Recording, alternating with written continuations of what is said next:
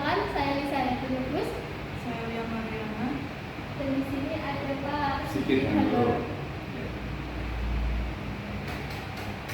Bapak, di sini saya menanyakan tentang pemahaman peserta didik ya Pak. Peran apa sih peran guru dalam pemahaman peserta didik di kelas Pak? Peran sebagai guru ya. Iya. Dan hal ini memang sebetulnya dalam proses pendidikan ini untuk anak, peran guru sangat besar sekali erat kaitannya dengan mengajak atau menggiring peserta didik supaya bisa memahami materi yang akan diberikan. Tidak memberikan motivasi supaya dia mempunyai semangat untuk belajar, ya, semangat untuk mempelajari materi yang dipelajari. Biasanya ada cara khusus nggak Pak biar peserta didik memahami? Kalau saya itu mengalir belajar karena berdasarkan waktu ya, tapi paling tidak untuk itu perlu mengetahui karakter masing-masing peserta didik. Dan ini kelas ya, secara umum kadang-kadang kelihatan satu kelas yang kelas lain berbeda karakternya. Ada satu kelas yang mudah sekali menerima materi, tapi ada juga kelas yang harus diberi semacam perangsang supaya dia lebih semangat untuk belajar. Ada juga ada yang aktif, ada yang pasif, tapi ada juga yang masa bodoh anak-anak. Nah itu biasanya kalau ada anak yang mempunyai sikap itu saya dekati personal, tapi nggak secara khusus mendekati, tapi tidak cari tahu dulu. Kemudian tapi kalau ada kasus tertentu yang bisa segera saya selesaikan kaitannya dengan menghambat dia belajar, akan saya panggil saya khusus. Tapi kalau memang tidak bisa diselesaikan, biasanya saya mengajukan pendidikan berupa Untuk pembelajaran sendiri Pak, medianya biasanya Bapak menggunakan ada media itu atau menggunakan media teknologi atau kalau ya jujur kalau teknologi saya memang masih minim ya, tapi secara saya lebih banyak pendekatan secara biasanya hal itu bisa lebih mengena dan anak lebih memahami materi yang kita berikan. ya Pak, untuk terkait kriteria penilaian sendiri itu bagaimana? Saya melakukan secara objektif, ya, objektif itu lewat tes, ya, tes ya. Kemudian juga kalau yang objektif ya, gitu. Terus kemudian juga kadang-kadang penilaian saya ambilkan karena secara tulisan itu lebih mengenal gitu. Tapi kadang-kadang tidak secara langsung. Misalnya saya menyebut hari ini ada 3 anak yang saya tak tanya soal lisan, sehingga tentunya saya itu juga seperti tes, tapi sebetulnya saya lakukan secara bertahap. Besok lagi siapa lagi yang ini saya lisan. Biasanya yang Inggris ya, biasanya itu jadi remedial ya, kalau secara teori remedial, nah itu saya lakukan seperti itu. Nanti tidak tertulis ya Pak? Ada kita tulis tulisan. Jadi Saat mengajar itu hambatannya itu apa sih Pak? hambatannya ya dengan anak biasanya. Kalau kita secara pribadi ya itu sudah berusaha semaksimal itu mempersiapkan diri, walaupun kondisi apapun, misalnya entah itu kondisi di rumah dan kondisi misalnya ada problem apa, ada jalan apa, tapi kalau memasuki kelas kita sudah berusaha untuk fokus ke situ. Itu dari dulu saya kira bisa mengorganisir ya, sehingga supaya bisa kondusif. Tapi kalau anak itu dan itu yang kadang-kadang maka kita harus tahu masing-masing karakter anak itu bagaimana, itu kita harus tahu. Tapi kalau sudah setiap waktu kita jalankan, saya kira mengalir begitu saja. saya juga harus khusus memenuhi kalau seperti ini gitu ya. Oh ini kelas ini saya kelas ini ya, nah saya di kelas 9E ya. Paling kalau diberikan 3 anak di sini dan 1 anak perempuan sih itu sudah selesai, anak itu aktif itu.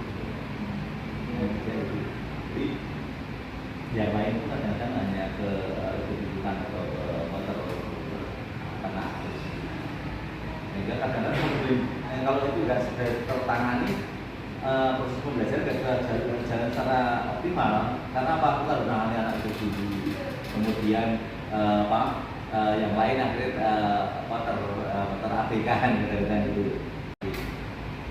Itu yang anak 3 kan kalau sudah saya saat ini sudah agak trauma, kalau saya dianggap dulu kamu saya ingatkan jangan sampai mengganggu teman-temannya gitu. Ya memang problemnya di kelas ini sebenarnya 3 tahu yang perempuan itu si siapa siapa itu memang karena ya problemnya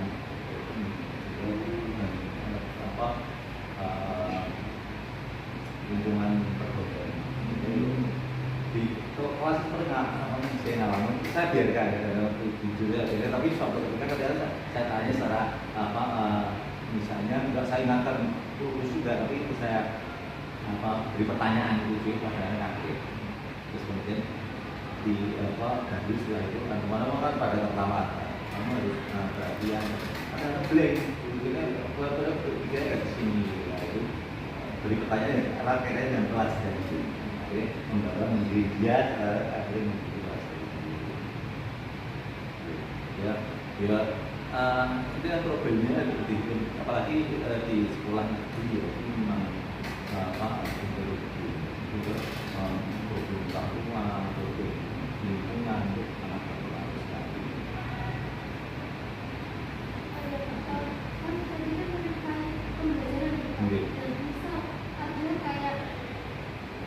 Suatu kondisi yang tidak berubah gitu, tidak memungkinkan buat ngajar, tidak memungkinkan buat belajar.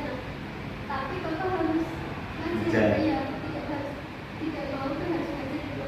Nah itu cara mengefektifkan pembelajarannya itu bisa mengendalikan pembelajaran itu juga ya, kalau misalnya kondisi sakit ya, atau tidak enak itu kan mau bagaimanapun juga kadang-kadang untuk mengajar berpengaruh ya itu. Kalau kondisi yang lain agak bisa terabaikan, tapi kalau kondisi badan nasional itu bisa pengaruh besar ya.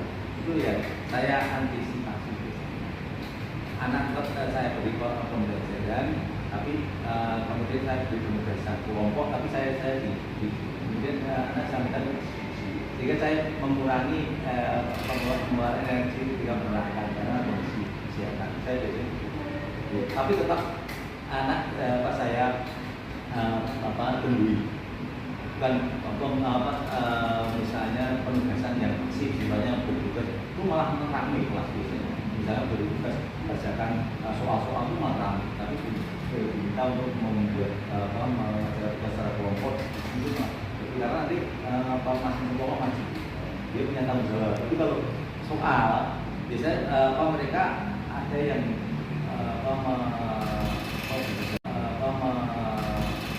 sebenarnya kayak temannya yang pintar, berarti tinggal misalnya pop pastor itu dia rame kemana-mana itu gitu. Maka saya pendekatan secara kelompok saya untuk mengantisipasi kalau nggak masuk lah baru kemudian saya beri tugas biasanya mengerjakan misalnya saya sakit nggak masuk, kemudian saya minta izin, kemudian ada yang menggantikan di sini saya beri tugas. Biasanya soal.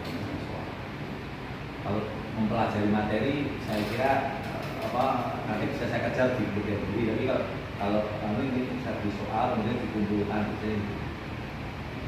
itu pun kadang-kadang itu anak yang mengerjakan anak tertentu kemudian yang lain hanya ikuti itu. Makanya problemnya ya sekarang kan anak lebih untuk minat bacanya sangat terbatas. Maka kemarin soal saya ada bacaannya sedikit-sedikit tadi tujuan supaya mendorong anak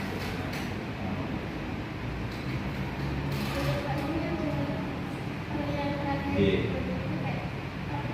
Apa sih pengalaman belajar Bapak yang paling baik sehingga itu membuat peserta didik itu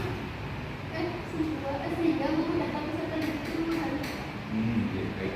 pengalaman Ya kalau cara saya untuk menyampaikan itu saya pertama misalnya yang menjadi motivasi itu misalnya menerangkan materi mengenai uang saja ya.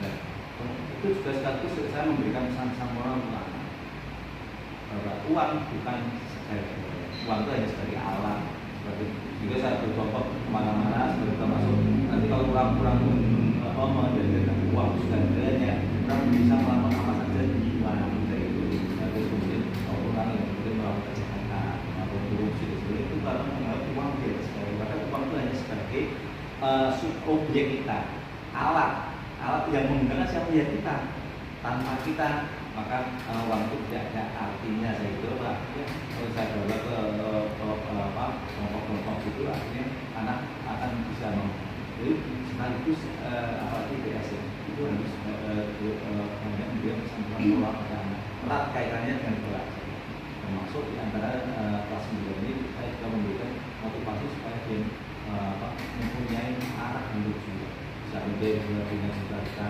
punya arah yang tujuan jadi jangan sampai hanya ikut-ikutan saya itu kemudian kalau misalnya di sekolah nanti lulus mau masuk SMA atau SMK kamu harus pikir saya gitu mau kalau orang tua kamu mampu jadi saya menyampaikan itu saya pertama misalnya yang menjadi motivasi itu misalnya menerangkan materi mengenai uang saja ya.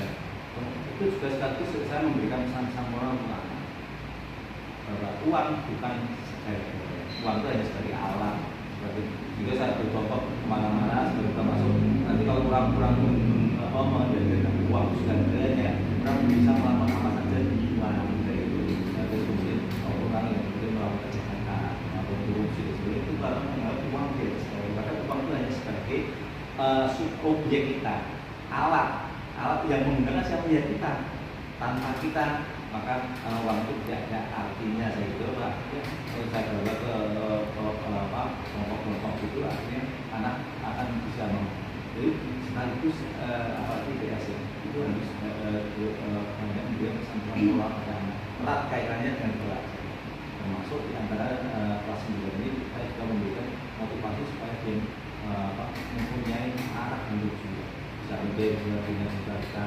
punya arah yang tujuan jadi jangan sampai hanya ikut-ikutan saya itu kemudian kalau misalnya di sekolah nanti lulus mau masuk SMA atau SMK kamu harus pikir saya gitu mau kalau orang tua kamu mampu jadi saya masuk ke SMA supaya kamu bisa kuliah tapi kalau nggak mampu masuk SMK dan SMK pun tidak untuk kuliah kamu bisa kuliah gitu. Banyak orang sukses juga bisa menjadi guru SMK kemudian kuliah dia bisa sendiri dan bangga sekali dari itu akhirnya akan gitu.